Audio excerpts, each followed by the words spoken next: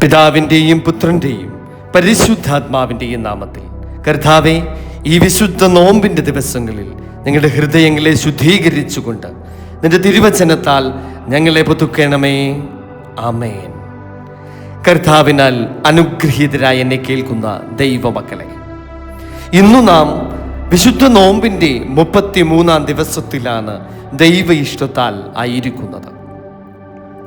ഇന്നത്തെ ധ്യാന തിരുവചനമായി നാം തിരഞ്ഞെടുത്തിരിക്കുന്നത് വിശുദ്ധ മത്തായി എഴുതിയ സുവിശേഷം 5-ാം അധ്യായത്തിൻ്റെ 13-ാം വാക്യമാണ്. ഈ തിരുവചനത്തിൽ പറയുന്നത്, നിങ്ങൾ ഭൂമിയുടെ ഉപ്പാകുന്നു. ഉപ്പ് കാരമില്ലാതെ പോയാൽ അതിന് എന്തുകൊണ്ട് രസം വരുത്താം? പുറത്തു കളഞ്ഞിട്ട് മനുഷ്യർ ചവിട്ടുവാനല്ലാതെ പിന്നെ ഒന്നിനും കൊള്ളുന്നതല്ല. അപ്രകാരമാണ് ഈ വചനത്തിൽ നാം കാണുന്നത്. യേശു തമ്പുരാൻ നമ്മെ ഓരോരുത്തരെയും ഭൂമിയുടെ ഉപ്പ് എന്നാണ് ഇവിടെ വിളിക്കുന്നത്.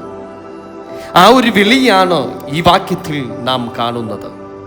യേശു ക്രിസ്തു നമ്മെ ഭൂമിയുടെ ഉപ്പ് എന്ന് വിളിക്കുമ്പോൾ അത് വലിയ ഒരു ഉത്തരവാദിത്വം കൂടി അവിടെയുണ്ട്. ഉപ്പ് എന്താണ് ചെയ്യുന്നത്? നമുക്കറിവുള്ളതാണ്. രുചി നൽകുന്നു, സംരക്ഷിക്കുന്നു, ശുദ്ധീകരിക്കുന്നു.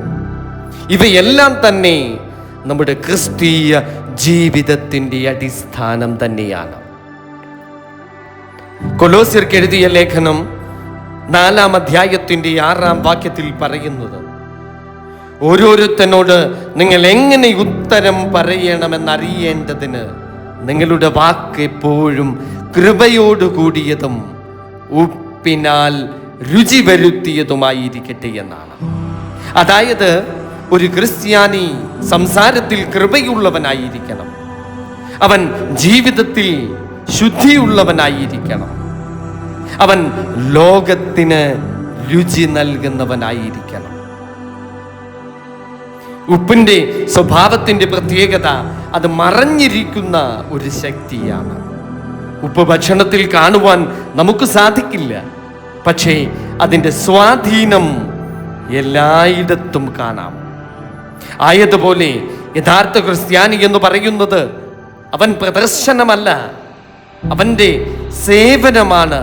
അങ്ങനെയാവണം ഒരു യഥാർത്ഥ ക്രിസ്ത്യാനി.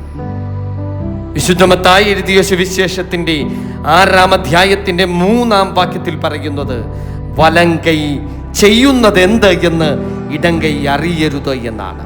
അങ്ങനെയാണ് ആ തിരുവചനം നമ്മോട് പറയുന്നത്. നാം ചെയ്യുന്നത് ദൈവത്തിനായി, അത് മനുഷ്യരുടെ പ്രശംസയ്ക്കല്ല. ഉപ്പിൻ്റെ കാരമില്ലായ്മ അതൊരു വിപത്തു തന്നെയാണ്, അതൊരു ആത്മീയ അപകടം തന്നെയാണ്. ഉപ്പ് കാരമില്ലാതെ പോയാൽ ഇതാണ് നമ്മുടെ ആത്മീയ ജീവിതത്തിലെ ഏറ്റവും വലിയ അപകടം. എന്തുകൊണ്ട് ഉപ്പ് കാരമില്ലാതെ പോകുന്നു? ലോകസ്നേഹം, പാപത്തിൻ്റെ അടിമപ്പെടൽ, പ്രാർത്ഥനയുടെ അഭാവം, പരിശുദ്ധാത്മാവിൻ്റെ ദൃഷ്ടിയിൽ നിന്ന് ഒഴിഞ്ഞു മാറൽ. അതുകൊണ്ടാണ് ഉപ്പ് കാരമില്ലാതെ പോകുന്നത്. വെളിപാട് പുസ്തകം 3-ാം അധ്യായത്തിന്റെ 16-ാം വാക്യത്തിൽ നാം പരിശോധിച്ചാൽ അവിടെ കാണാം, നീ ഉഷ്ണവാനുമല്ല ശീതവാനുമല്ല.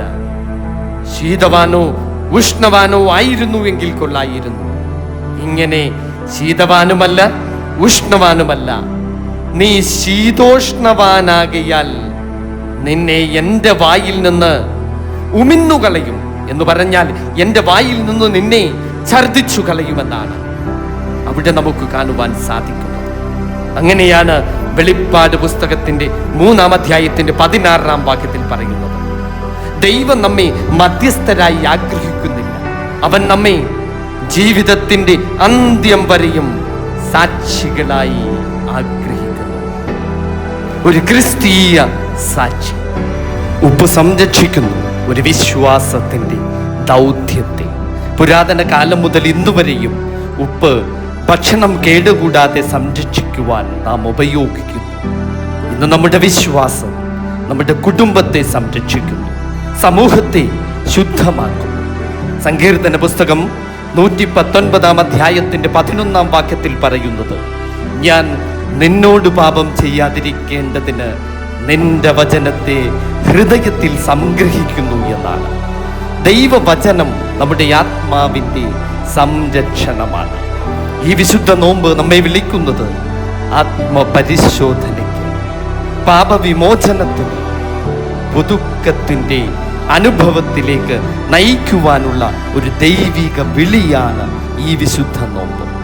ഈ വിശുദ്ധ നോമ്പിൻ്റെ 33 ദിവസമായ ഇന്ന് നമ്മൾ ചോദിക്കേണ്ടുന്ന ചോദ്യം, എൻ്റെ ജീവിതം ഇപ്പോഴും കാരമില്ലാത്ത ഉപ്പാണോ അതോ കാരമുള്ള ഉപ്പാണോ?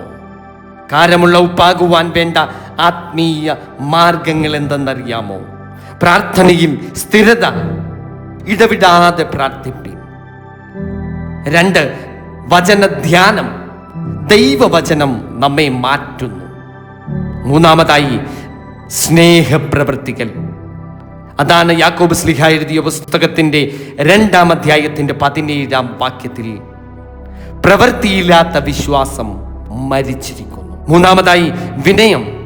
യേശു തമ്പുരാൻ തന്നെയാണ് നമ്മുടെ മാതൃക. പുറത്തേക്ക് കളയുന്ന ജീവിതം, പുറത്തു കളഞ്ഞിട്ട് മനുഷ്യൻ ചവിട്ടുവാനല്ലാതെ ആത്മീയമായി ദൈവത്തിൽ നിന്ന് അകന്ന ജീവിതം, അത് സാക്ഷ്യം നഷ്ടപ്പെട്ട ജീവിതം. പക്ഷേ ഇന്നും പ്രത്യാശയുണ്ട്. യെശയ്യാ പ്രവാചകന്റെ പുസ്തകം 1 അധ്യായത്തിന്റെ 18 വാക്യത്തിൽ നാം കാണുന്നത് പോലെ, നിങ്ങളുടെ പാപങ്ങൾ കടും ചുവപ്പായിരുന്നാലും ഹിമം പോലെ വെളുക്കും, രക്താംബരം പോലെ ചുവപ്പായിരുന്നാലും പഞ്ഞി പോലെയായിത്തീരും. നിങ്ങൾ മനസ്സുവെച്ച് കേട്ടനുസരിക്കുന്നുവെങ്കിൽ ദേശത്തിലെ നന്മ അനുഭവിക്കും. ആമേൻ, സ്തോത്രം, ഹല്ലേലൂയ. നാം ഈ വിശുദ്ധ നോമ്പിലൂടെ കാരമുള്ള നല്ല ഒരു പിടി ഉപ്പുകളായി ക്രിസ്തീയ സാക്ഷിയായി ജീവിക്കുവാൻ ഈ വിശുദ്ധ നോമ്പുകാലം നമ്മെ എല്ലാവരെയും സംഗതിയാകട്ടെ എന്ന് ദൈവനാമത്തിൽ പ്രാർത്ഥിക്കുന്നു, ആശംസിക്കുന്നു. ദൈവം നമ്മെ എല്ലാവരെയും സമൃദ്ധമായി വാഴ്ത്തി അനുഗ്രഹിക്കുമാറാകട്ടെ. ആമേൻ.